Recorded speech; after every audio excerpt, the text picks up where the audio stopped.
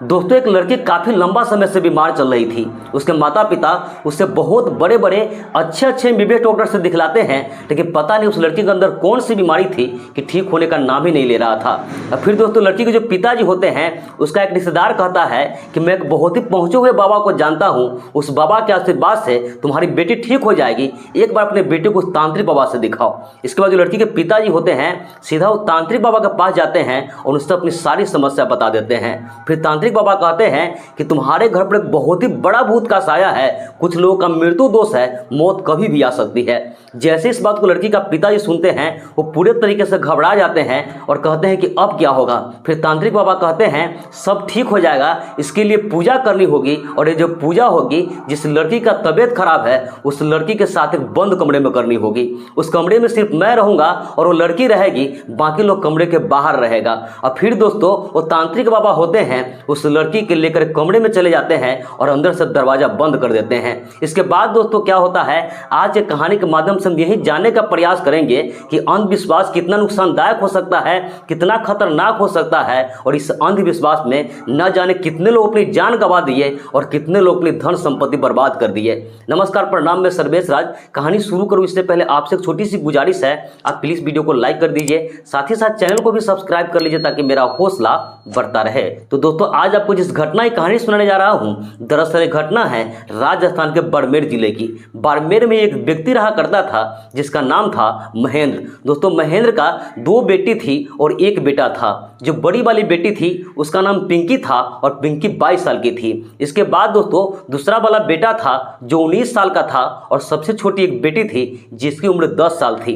अब जो पिंकी रहती है, पता नहीं अचानक उसे कौन सी बीमारी हो जाती है कि उसके माता पिता उसे बहुत बड़े बड़े अच्छे एमबीबीएस डॉक्टर से दिखलाते हैं, लेकिन लड़की का बीमारी ठीक होने का नाम ही नहीं ले रहा था। उसके माता पिता पूरे तरीके से परेशान थे और उस लड़की में बहुत ही ज़्यादा पैसा भी खर्च कर चुके थे। दोस्तों समझ में नहीं आ रहा था कि अब कहाँ जाए, इस लड़की को किससे दिखलाए। फिर दोस्तों उस लड़की का जो पिताजी होता है महेंद्र, वो अपने मामा के यहाँ जाता है। उसके मामा का घर दिल्ली में था और उसके मामा के घर पे किसी का शादी था। जब महेंद्र अपने मामा यहाँ जाता है तो अपने मामा को बताता है कि पता नहीं पिंकी के क्या हो गया है, मैं उसे बहुत ही बड़े बड़े अच्छे डॉक्टर से दिखला दिया लेकिन वो ठीक होने का नाम ही नहीं ले रही है। फिर जो महेंद्र का मामा जी होते हैं वो कहते हैं कि मैं बहुत ही बड़े पहुँचे बाबा को जानता हूँ, वो तांत्रिक बाबा कितने को भला किया है, वो दिल्ली में ही रहता है, एक बार अपने बेटे को उस तांत्रिक बाबा से दिखलाओ, क्या पता तुम्हारी बेटी ठीक हो जाएगी। अगर तांत्रिक बाबा का आशीर्वाद रहा तो मुझे पूरा विश्वास है तुम्हारी बेटी ठीक हो जाएगी। इसके बाद जो महेंद्र होता है सीधा वो तांत्रिक बाबा के पास जाते हैं और तांत्रिक बाबा कहते हैं कि मेरी एक बेटी है 22 साल की, उसका नाम पिंकी है, और पता नहीं उसे क्या हो गया है कि मैं बहुत बड़े बड़े अच्छे डॉक्टर से दिखलाया लेकिन उसकी बीमारी ठीक ही नहीं हो पा रही है, एक बार आप चेक करके बताइए कि उसे क्या प्रॉब्लम है।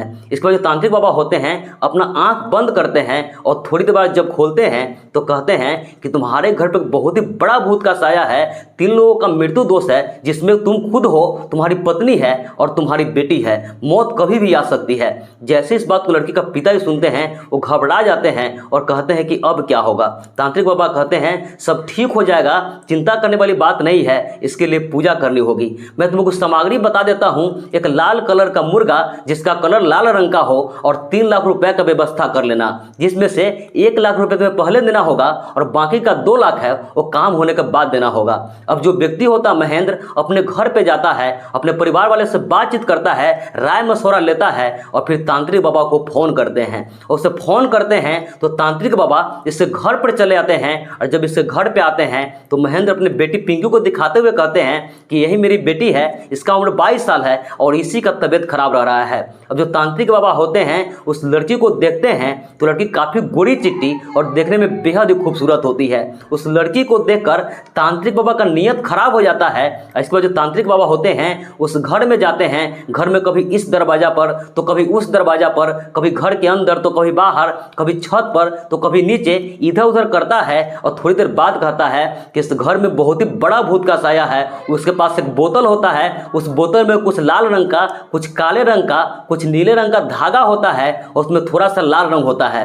कहता है कि मैं इस बोतल में भूत को कैद करके ले जाऊंगा, और फिर कहता है कि जो लड़की है उसके ऊपर भूत का साया है, इस लड़की के साथ बंद कमरे में पूजा करनी होगी, अंदर कोई नहीं रहेगा, सिर्फ मैं रहूंगा और ये लड़की रहेगी और बाकी सभी लोग घर के बाहर। मैं एक मंत्र बता दूंगा उस मंत्र का उच्चारण करना होगा। वो ये भी कहता है बहुत ही गंदी बला है तो गंदी तरीके से जाएगी, अच्छी तरीके से नहीं जाएगी। ये लड़की चीखेगी चिल्लाएगी, आप लोग घबराइएगा नहीं। इसके बाद जो लड़की के घर वाला होते हैं उस लड़की को तांत्रिक बाबा के साथ कमरे में भेज देते हैं और तांत्रिक बाबा होते हैं अंदर से दरवाजा बंद कर लेते हैं। बाकी लोग घर के बाहर उस मंत्र का उच्चारण कर रहा होता है। इस पर जो तांत्रिक बाबा होते हैं उस लड़की के साथ छेड़खानी करने लगते हैं, उसका कपड़ा उतारने लगता है। फिर जो लड़की होती है उसका हाथ झटक देती है, लेकिन तांत्रिक बाबा कहता है कि तुम्हारे ऊपर मौत का साया है, तुम्हारे पापा मम्मी के ऊपर मौत का साया है, क्या तुम चाहती हो कि तुम्हारे पापा मम्मी का मौत हो जाए। इस पर जो लड़की होती है अपने पापा मम्मी के सलामती के लिए उसका विरोध करना बंद कर देती है और फिर जो तांत्रिक बाबा होता है उस लड़की के साथ रेप करता है। और इसके बाद दोस्तों थोड़ी देर बाद वो बाहर निकलता है और बोतल दिखाते हुए कहता है कि मैंने एक भूत को तो कैद कर दिया, इस बोतल को लेकर के 10 किलोमीटर दूर जाओ और वहां इसका ढक्कन खोल देना, ये भूत वहीं रह जाएगा। उसके परिवार का एक लोग होता है उस बोतल को लेकर के 10 किलोमीटर दूर जाता है, उसका ढक्कन खोल देता है और वापस आ जाता है। इसके बाद तांत्रिक बाबा कहते हैं कि मैंने एक भूत को तो भगा दिया, लेकिन यहाँ और भी 2-3 भूत है, सबको बारी बारी से कैद करना होगा, दूसरे भूत को मैं कल करूंगा।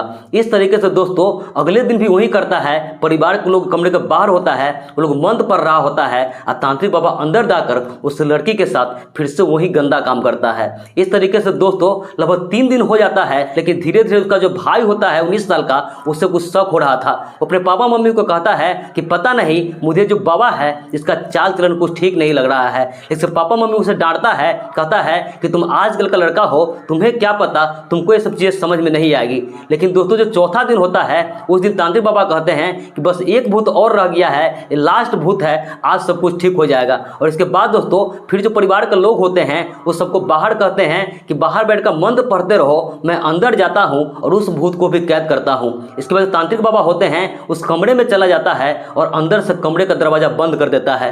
फिर दोस्तों अभी तक तो उस लड़की के साथ प्राकृतिक तरीके से सब कर रहा था, लेकिन अब आज उसे अप्राकृतिक तरीका से डिमांड करता है। उस लड़की के साथ जब अप्राकृतिक तरीके से करने का कोशिश करता है तो लड़की चीखने लगती है, चिल्लाने लगती है। और जब चीखने चिल्लाने की आवाज सुनती है तो उसका 19 साल का भाई होता है तुरंत तो छत पर जाता है और घर के पीछे को होल होता है, वहां मुंडी झुकाकर जब देखता है तो देखकर उसके होश उड़ जाते हैं, क्योंकि दोस्तों जो बाबा थे उस लड़की का मुंह पकड़े हुआ था, अप्राकृतिक तरीके से गंदा काम कर रहा था। इसके बाद दोस्तों वो लड़का कहता है रुक मैं तुझे बताता हूं, और दौड़ते हुए नीचे आ रहा होता है। बाबा घबरा जाता है, बाबा वहां से गेट खोलता है, भागने लगता है, तो उससे घर वाले गेट के बाहर होते हैं, वो कहते हैं क्या हुआ, आप भाग क्यों रहे हैं। लेकिन जब तक वो लड़का आ जाता है और लड़का बाबा को पकड़कर बेल्ट से लाश से घुस्से मुके से उसे थूड़ने लगता है। लेकिन उसके परिवार का लोग था उस बाबा को बचाने का कोशिश कर रहा था। लेकिन फिर दोस्तों वो लड़का जब सारी बातें बताता है कि अंदर क्या चल रहा था तो उसके मोहल्ला का भी बहुत सारा लोग आता है और सभी ने मिलकर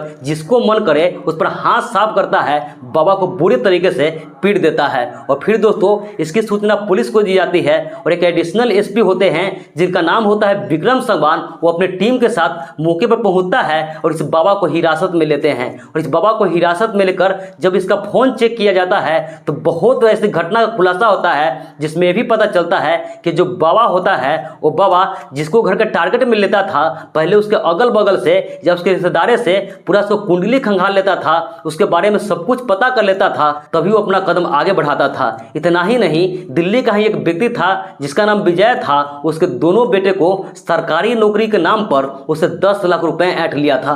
बाबा का ऐसी ऐसी बहुत सारी चीजों का खुलासा होती है। वो जो लड़की होती है पिंकी, उससे भी बयान लिया जाता है, लड़की के साथ अंदर क्या घटना घटी वो सारी बातों को बताती है और उसी के तहरीर पर इस बाबा को गिरफ्तार कर जेल में भेज दिया जाता है। लेकिन दोस्तों पूरे घटना पर आप क्या सोचते हैं कमेंट कर जरूर बताइएगा। लेकिन अगर मेरा मानिएगा तो भूत प्रेत चुड़ैल जैसी चीजें कुछ होती ही नहीं है, ये सब सिर्फ और सिर्फ मन का बहम होता है। इसलिए आप लोग अंधविश्वास में बिल्कुल भी नहीं पड़े, सावधान रहे, सतर्क रहे। बाकी इस पूरे घटनाक्रम सुनाने का उद्देश्य किसी की भावनाओं का आहत करना नहीं था, किसी का भी दिल दुखाना नहीं था, बस समाज में इसी घटनाओं से केवल आपको जागरूक करना था, सतर्क करना था। तो मिलते हैं ऐसे किसी नेक्स्ट वीडियो में, जब तक के लिए जय हिंद, वंदे मातरम।